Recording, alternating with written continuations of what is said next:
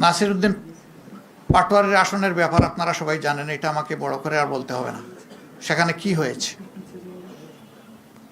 Centre দখল করে একজন নেতার আপনজনের নেতৃত্বে সেখানে যা হয়েছে তার সাক্ষী এই দেশবাসী, বিশ্ববাসী, আপনারাও। আমরা জেনেছি আপনাদের কারণে। বাংলাদেশ খেলাফত মজলিসের আমির আল্লামা মামুনুল হক সাহেব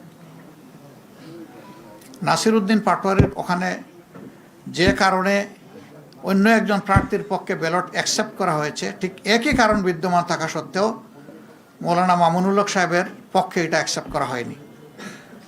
তো এক দেশে কি দুই আইন চলবে? নির্বাচন কমিশন কি এক এক জায়গায় এক একটা আইনের প্রয়োগ করবে একই বিষয়ে? এটা এখন বিশাল প্রশ্নের ব্যাপার। আমাদের সেক্রেটারি জেনারেল সহ বেশ কিছু আসনে এই ধরনের ব্যাপার আছে। স্ব আসনে যাদের উপরে এই অন্যায় আচরণ করা হয়েছে, যাদের অধিকার জোর করে কেড়ে নেওয়া হয়েছে, আমাদের সিদ্ধান্ত তারা প্রতিকার চাইবেন।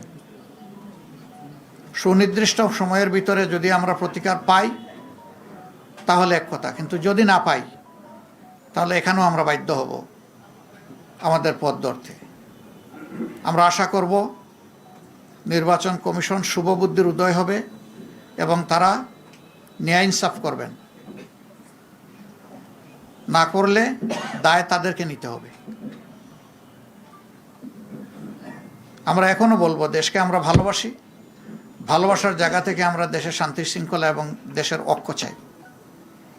আমাদের স্লোগানই ছিল ঐক্যবদ্ধ বাংলাদেশ।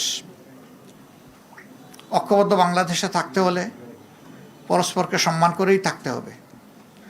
এখানে কেউ রাজা নয় আর বাকিরা প্রজা নয়। এখানে কেউ মালিক নয়, বাকিরা তাদের অধীনস্থ নয়। এখানে সকলেই বাংলাদেশের একই সংবিধানের অধীনে সমান অধিকার তারা ভোগ করবেন।